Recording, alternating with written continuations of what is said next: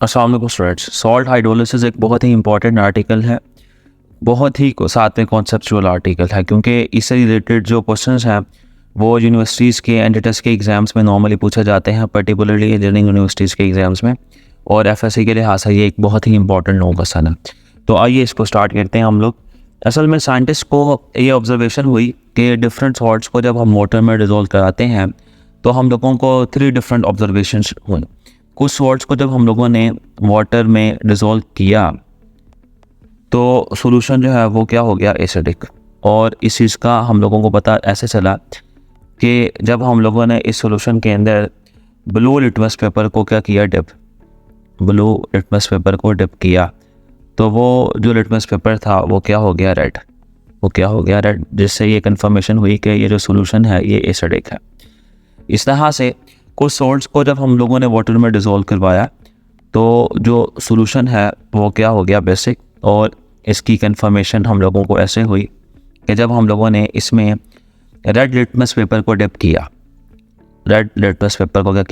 Dip किया, तो वो क्या हो गया, रेड लिटमस पेपर ब्लू हो गया। ठीक है जी, रेड लिटमस पेपर क्या हो गया, ब्लू। तो इस जिससे हम लोगों को ये कंफर्मेशन हुई कि जो सॉल्ट का सॉल्यूशन है वो क्या है, बेसिक। और कुछ सॉल्ट्स को जब हम लोगों ने किस में डिज़ोल्व किया, वाटर में, तो ओवरऑल सॉल्यूशन जो है वो न्यूट्रल ही रहा, ना एसिडिक हुआ ना बेसिक हुआ, बल्कि वो क्या रहा, न्यूट्रल। ठीक है। और इस चीज़ की कंफर्मेशन हम लोगों को हुई कि जब हम लोगों ने इसमें रेड या ब्लू लिटमस पेपर ऐड किया तो उसका कलर चेंज नहीं हुआ। ठीक है। तो लेट्स से इसमें हम लोगों ने रेड लिटमस पेपर चेंज किया तो लिटमस पेपर का जो कलर है वो चेंज नहीं हुआ, वो रेड का रेड ही रहा। ठीक है। अब ऐसा क्यों हुआ कि डिफरेंट सॉल्ट्स का सॉल्यूशन एसिडिक क्यों हो गया, कुछ का बेसिक क्यों हो गया, कुछ में न्यूट्रल क्यों रहा? तो इसको एक्सप्लेन करता है बच्चे सॉल्ट हाइड्रोलिसिस टॉपिक। असल में हम सब जानते हैं कि कोई भी सॉल्ट हो उसको जब हम ऐड करते हैं किसके अंदर, वाटर में, तो वो सेपरेट हो जाता है अपने आयंस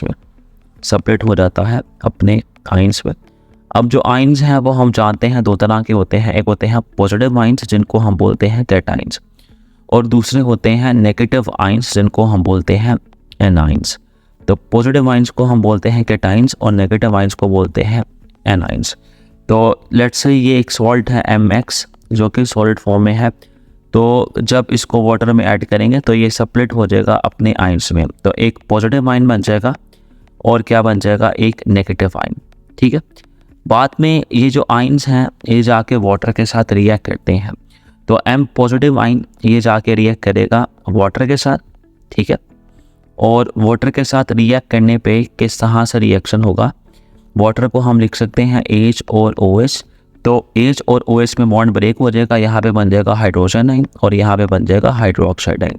तो हम जानते हैं कि ऑपोजिट चार्जेस में क्या होती है, अट्रैक्शन। तो M positive ion OH negative ion के साथ मिलेगा, क्या बना देगा, MOH, और H पॉजिटिव आयन सॉल्यूशन में रिलीज हो देंगे।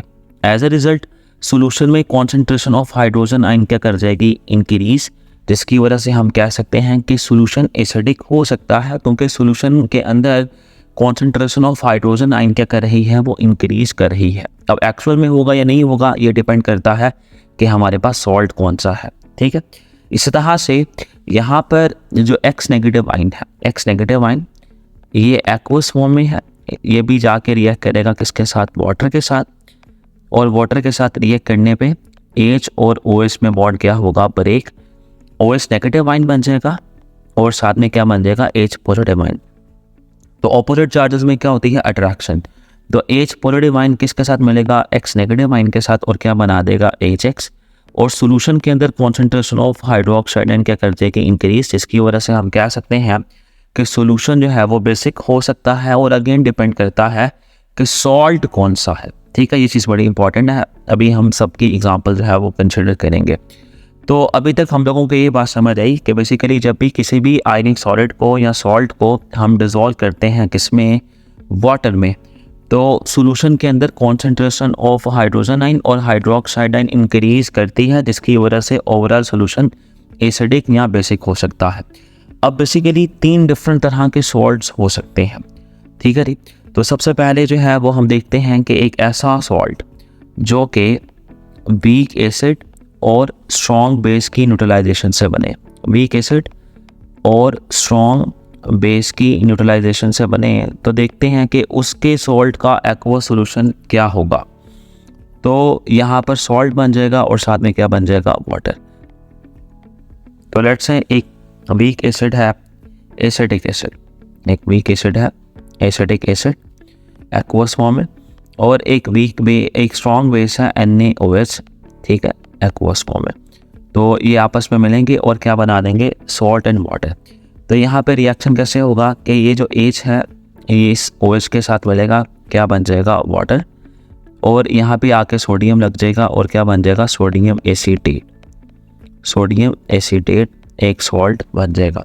अब सोडियम एसीटेट एक सॉल्ट है तो ये वाटर में सेपरेट हो जाएगा अपने आयंस में, ये सब वाटर में सेपरेट हो जाएगा अपने आयंस में, और इससे दो आयन बनेंगे, एक बनेगा कैटाइन और एक क्या बनेगा, एनाइन, ठीक है। तो इससे एक तो बन गया सोडियम आयन और दूसरा क्या बन गया, एसीटेट आयन, क्या बन गया, एसीटेट आयन, ठीक है। तो अब देखें जो सोडियम आयन है ये एक कैटाइन है, और ये कैटाइन कहाँ से आया है, एक कैटाइन आया है NaOH से। NaOH क्या है, एक स्ट्रॉन्ग बेस। NaOH क्या है, एक स्ट्रॉन्ग बेस। तो याद रखिएगा एक चीज़ जो कि मैं यहाँ पे लिखने लगा हूँ, बड़ी इंपॉर्टेंट है कि cations and anions from the strong acids and strong bases cannot react with water,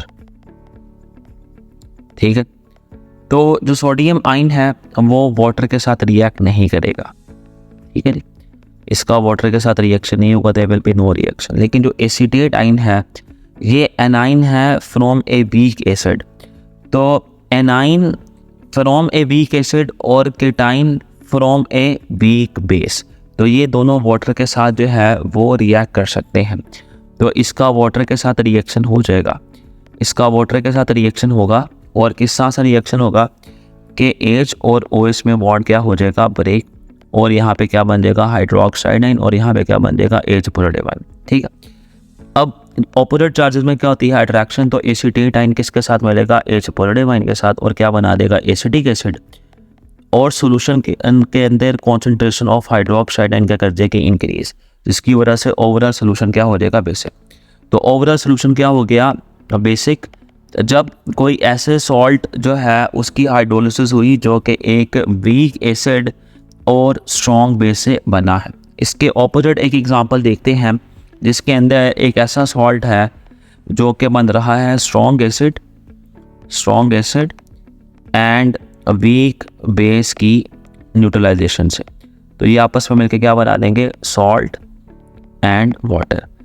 तो फॉर एग्जांपल एक स्ट्रॉन्ग एसिड है HCl एक स्ट्रॉन्ग एसिड है, और एक वीक बेस है यहाँ अमोनियम हाइड्रोक्साइड। तो ये आपस में मिलेंगे, ये H है ये OH है, ये आपस में मिलेंगे और क्या बना देंगे, H2O, और अमोनियम आयन क्लोराइड से मिलेगा और क्या बना देगा, अमोनियम क्लोराइड। तो क्योंकि ये एक सॉल्ट है और इलेक्ट्रोलाइट है तो ये वाटर में जब आएगा तो ये सेपरेट हो जाएगा अपने आयंस में।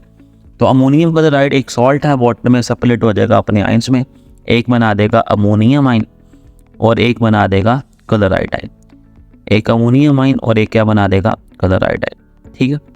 तो इनका अब वाटर के साथ होगा रिएक्शन, इनका वाटर के साथ क्या होगा, रिएक्शन होगा, ठीक है। तो अब एक चीज़ जो कि बड़ी इंपॉर्टेंट है वो ये कि ये जो कैटाइन है अमोनियम आयन, ये कहाँ से आया है, वीक बेस से। तो वीक बेस से जो भी कैटाइन होगा वो वाटर के साथ जाके रिएक्ट कर लेगा। तो हमें पता है कि वाटर को हम ऐसा लिख सकते हैं H और OH। तो H और OH में बॉन्ड ब्रेक होगा, अमोनियम आयन किसके साथ मिलेगा, हाइड्रोक्साइड आयन के साथ, और क्या बना देगा, अमोनियम हाइड्रोक्साइड। और सॉल्यूशन के अंदर H पॉजिटिव आयन की कॉन्सेंट्रेशन जो है वो क्या कर देगी, वो इंक्रीज, ठीक है, जिसकी वजह से वाटर जो है वो क्या हो जाएगा, वो एसिडिक, वाटर क्या हो जाएगा, वो एसिडिक हो जाएगा। अब जो नीचे रिएक्शन है क्लोराइड आयन का वाटर के साथ, वो रिएक्शन नहीं होगा क्योंकि क्लोराइड आयन जो है वो कहाँ से आ रहा है, स्ट्रॉन्ग एसिड से। तो हम लोगों ने पढ़ा है कि A9 from the strong acids can not react with water, तो ये रिएक्शन नहीं होगा, जिसकी वजह से ओवरऑल जो सोल्यूशन है वो क्या रहेगा, एसिडिक। ओवरऑल जो सोल्यूशन है वो क्या रहेगा, एसिडिक। और तीसरी जो पॉसिबिलिटी है वो ये है कि हमारे पास स्ट्रॉन्ग एसिड और स्ट्रॉन्ग बेस से मिलके कोई सॉल्ट बने, ठीक है। तो सॉल्ट बनेगा और साथ में क्या बन जाएगा, वाटर। तो उस केस में क्या होगा, फॉर एग्जांपल एक स्ट्रॉन्ग एसिड है HCl एक स्ट्रॉन्ग एसिड है और एक स्ट्रॉन्ग बेस है NaOH। तो जब ये आपस में रिएक्ट करेंगे तो ओवरऑल क्या बन जाएगा, NaCl और साथ में क्या बन जाएगा, वाटर बन जाएगा, ठीक है। तो इस तरह से रिएक्शन हो जाएगा। तो NaCl एक सॉल्ट है, तो अगेन ये वाटर की प्रेजेंस में सेपरेट हो जाएगा अपने आयंस में, क्या बना देगा, सोडियम आयन, और साथ में जो है वो क्या बना देगा, कलर आयोडाइड। साथ में क्या बना देगा, कलर आयोडाइड। तो अब इनका वाटर के साथ रिएक्शन होगा, वाटर के साथ रिएक्शन। अब सोडियम आयन एक ऐसा कैटाइन है जो कि कहाँ से आ रहा है, स्ट्रॉन्ग बेस से। तो cations from a strong base can not react with water, तो इसलिए ये रिएक्शन नहीं होगा। सिमिलरली कलराइड आयन कहाँ से आ रहा है, स्ट्रॉन्ग एसिड से।